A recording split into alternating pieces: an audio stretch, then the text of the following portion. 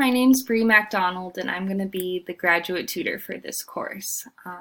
I've been tutoring for a while, but I've never worked with an online class, so I thought it would be fun just to post a video, get you guys to see my face, see I'm a real person.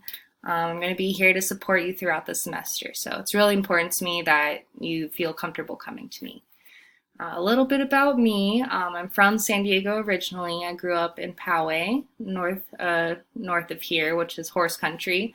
But I did move down to central San Diego in my high school years, which I was very grateful for as an adolescent. After that, I went to UC Santa Cruz, where I studied philosophy and literature. And after that, I moved back down. My siblings were going to be seniors in high school, and I really wanted to be around for that. Ended up staying a little longer than I thought, but it's been really great. I ended up going to SDSU for a master's in rhetoric and writing studies, and just finished that up. So I've been excited to be at Mesa without all the, stuff that comes with being in grad school and get to focus a lot more on helping the students I'm working with. So I'm really looking forward to meeting with you all and happy first week of the semester.